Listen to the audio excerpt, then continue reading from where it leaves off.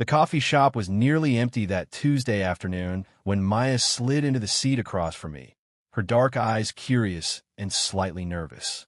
We've been friends for 3 months now, ever since she'd transferred from overseas for her graduate program, and she still had this endearing habit of asking the most unexpected questions.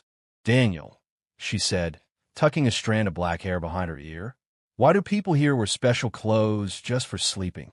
I nearly choked on my latte. "You mean pajamas?" She nodded earnestly, pulling out her phone to show me photos she'd apparently been researching. "In my country, we just wear comfortable clothes. But here, there are stores dedicated to sleep clothing. Matching sets, different fabrics. I don't understand the purpose." I couldn't help but smile at her genuine confusion. Maya had this way of making everyday things seem fascinating through her outsider perspective. "Well, it's partly practical, soft fabrics that don't restrict movement. But honestly, a lot of it is just cultural habit. Comfort, routine, sometimes a little luxury to end the day." She leaned forward, completely absorbed. "What kind do you wear?" The question felt strangely intimate, but her expression was purely innocent.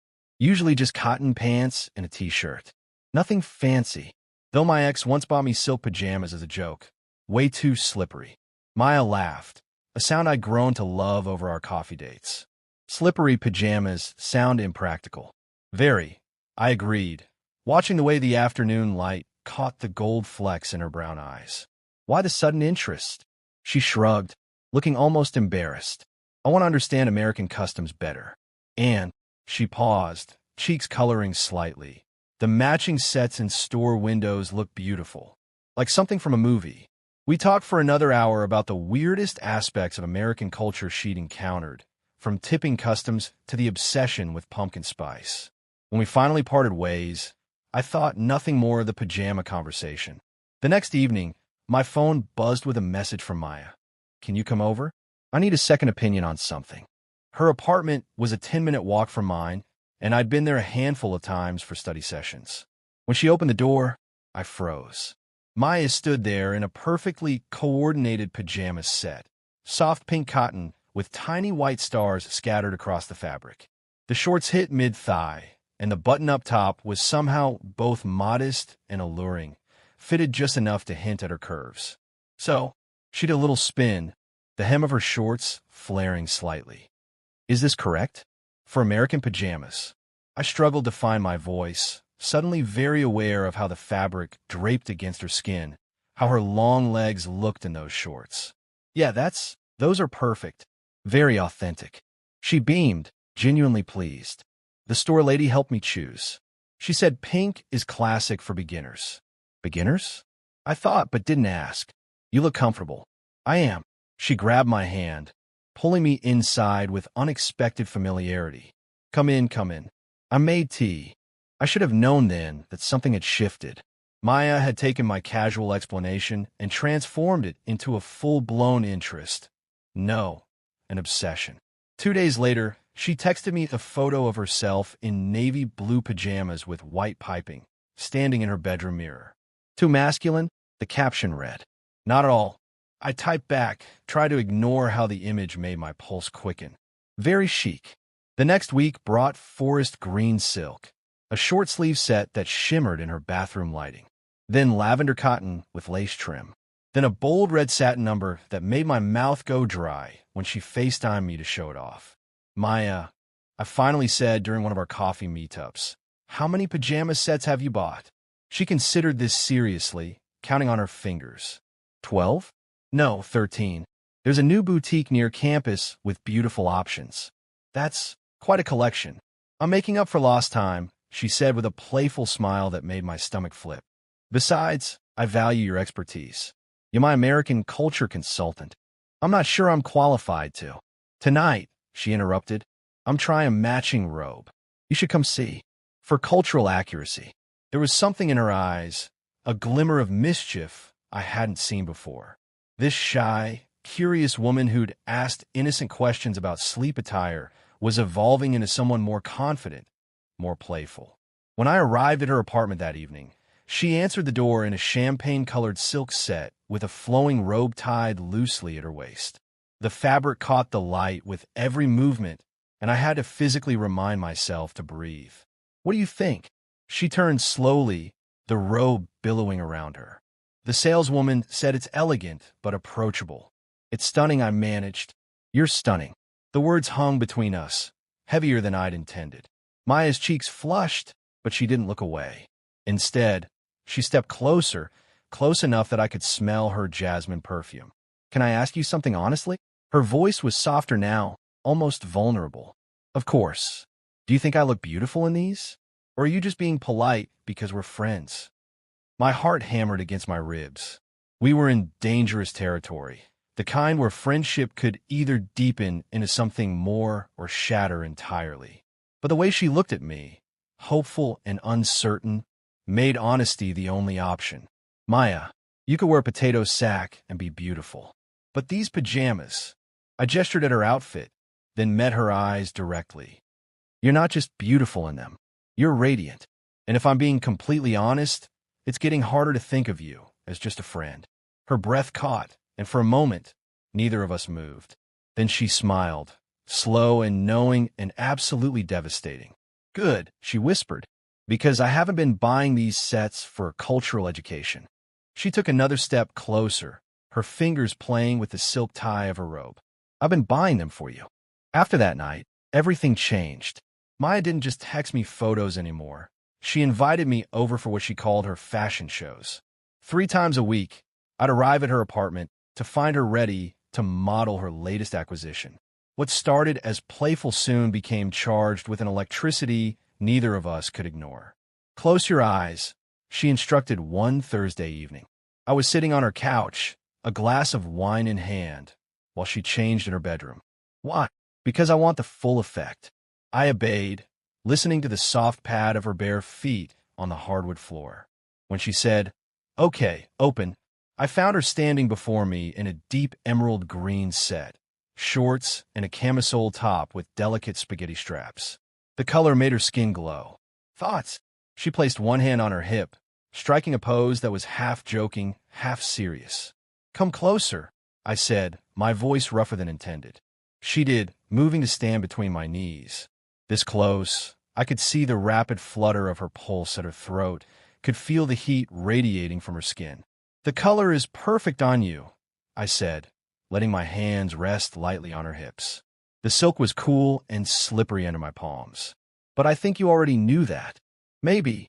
Her fingers traced along my jaw, tentative and bold all at once. "Or maybe I just like the way you look at me when I wear these." "How do I look at you?" "Like you're trying very hard to be respectful," she breathed, "when what you really want is to be anything but." She wasn't wrong. Every modeling session pushed my self-control further.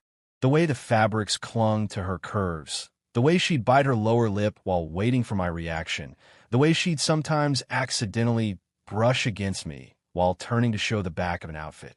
"Maya," I warned, but my hands were already sliding around to the small of her back, pulling her closer. "I bought matching sets for couples," she whispered against my ear. "Did you know they make those?" My brain short-circuited. "What?" She pulled back just enough to meet my eyes, her own dancing with mischief and desire. "The boutique owner suggested it. She said many couples enjoy coordinating their sleepwear." Her fingers played with the collar of my shirt. "Would you want to try?"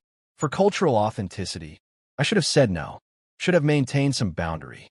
Instead, I found myself nodding, watching as she disappeared into her bedroom and returned with a men's pajama set in the same emerald green as hers. "Go change," she said, pressing the soft fabric into my hands.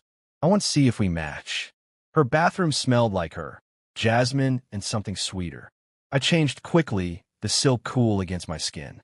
When I emerged, Maya was waiting, and the look on her face made every ounce of self-consciousness evaporate. "Perfect," she breathed, reaching for my hand. "We're perfect." She led me to her full-length mirror, positioning us side by side. In the reflection, we looked like something from a magazine, coordinated and intimate in a way that felt both thrilling and terrifying. "See?" She leaned back against my chest, and my arms automatically circled her waist. "This is what I wanted. Matching pajamas?" I murmured against her hair. No.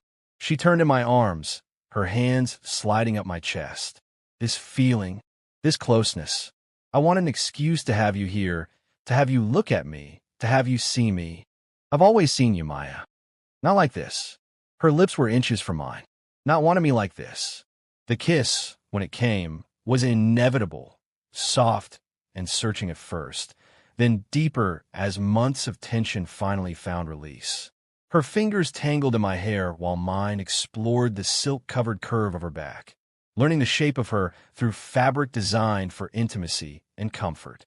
The pajama collection continued to grow, but now it served a different purpose. Each new set became part of our evolving story, a language of desire and affection that only we understood. Maya developed favorites. The black satin set with delicate lace trim was for special occasions, date nights that ended with her modeling it for me before I slowly removed it. The oversized cotton set with cartoon cats was for lazy Sunday mornings when we'd stay in bed until noon, talking about everything and nothing. "I need your opinion on something," she said one Saturday afternoon. We were in her apartment, and she'd been mysteriously secretive all day. "Another pajama set?" "Not exactly." She disappeared into her bedroom, returning with a small shopping bag. "It's related but different." I watched as she pulled out a white lace nightgown, shorter and more revealing than anything she'd shown me before. It was beautiful and delicate, clearly expensive. "What do you think?" she asked, and for the first time in weeks, I heard that original shyness in her voice. "I think," I said slowly, "that you should try it on, if you want to." She nodded, disappearing again. When she emerged, I forgot how to breathe. The nightgown hugged her curves like it had been designed specifically for her body, the lace creating intricate patterns against her skin. It ended high on her thighs, and the neckline dipped low enough to be tantalizing without being obvious. "Maya," I stood, crossing to her. "You're breathtaking." I wanted something special. Her hands fidgeted with the hem. "For tonight. For us." Understanding dawned. We'd been dancing around this moment for weeks, getting closer, more intimate, but always stopping just short. She was telling me, in her own unique way, that she was ready. "Are you sure?" I cupped her face gently, needing her to know she could change her mind. "I've never been more sure of anything." She kissed me softly, then more insistently. "I want you, Daniel. All of you. I want a night to be ours." I lifted her easily, her legs wrapping around my waist as I carried her to the bedroom. The lace nightgown was exquisite, but watching her eyes flutter closed as I slowly revealed the skin beneath, it was infinitely more beautiful. We took our time, exploring and discovering, whispering confessions and promises between kisses. The pajama sets she'd collected had brought us to this moment, but what we shared went far deeper than silk and cotton. Later, tangled in her sheets with her head on my chest, Maya traced lazy patterns on my skin. "I have a confession," she murmured. I knew what pajamas were all along. Back in that coffee shop that first day, I pulled back to look at her, incredulous. "What?" She had the grace to look sheepish. "I researched American culture extensively before moving here. I knew about pajamas, about matching sets, all of it." "Then why?" "Because you looked so happy explaining it to me."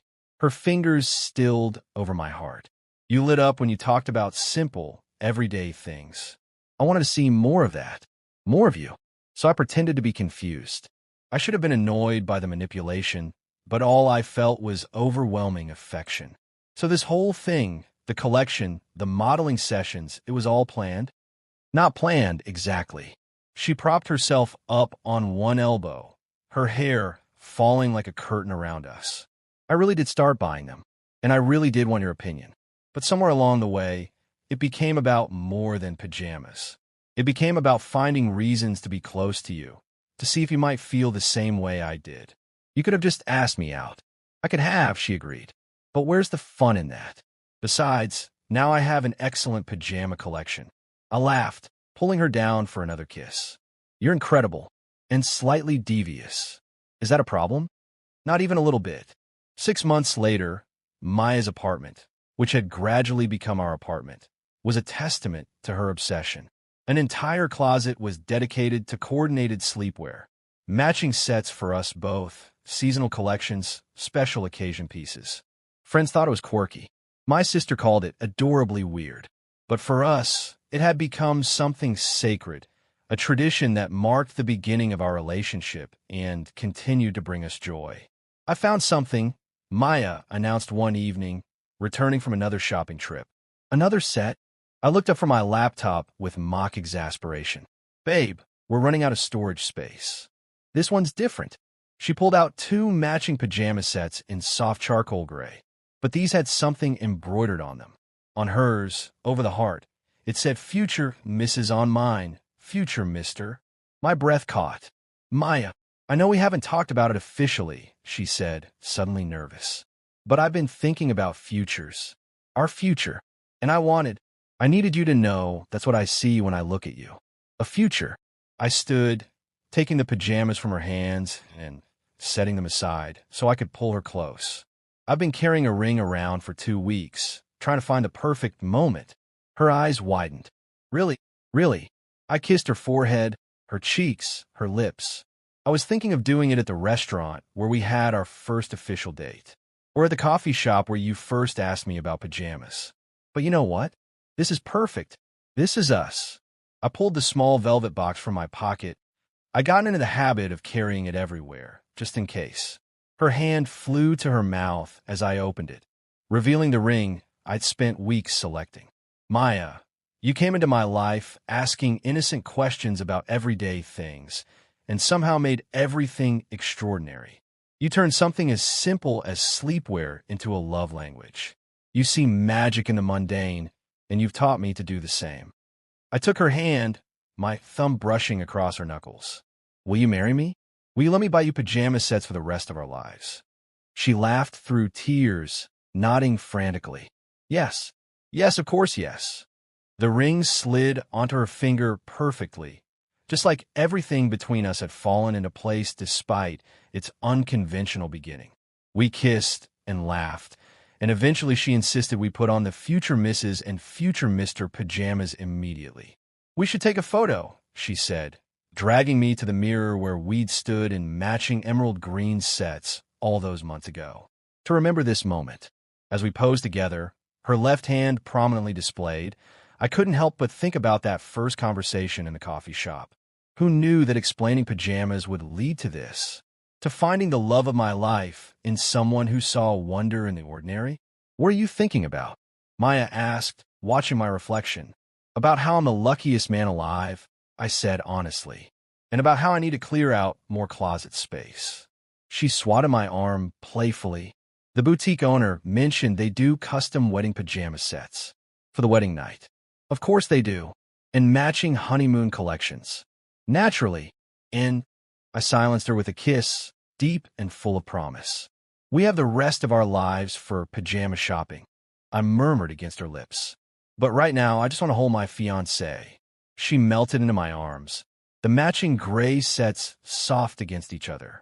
Outside, the city continued its evening rhythm. Inside, surrounded by carefully curated sleepwear and the woman who turned a simple question into a beautiful love story, I'd never felt more at home. Daniel? Maya's voice was soft, content. Thank you for explaining about pajamas that day. I smiled into her hair. Thank you for asking. Best conversation of my life. Even better than this one? When I said yes. Well, I pretended to consider this one's definitely in the top 2. She laughed, the sound filling our home with warmth. And later, as we settled in a bed wearing our Future Mrs. and Future Mr. pajamas, I realized that Maya had been right all along. There was something special about sleepwear, about the intimacy of ending each day together in coordinated comfort. It wasn't really about the pajamas, of course. It never had been. It was about finding someone who turned ordinary moments into extraordinary memories, who wasn't afraid to be playful and vulnerable, who built a language of love out of silk and cotton and shared laughter.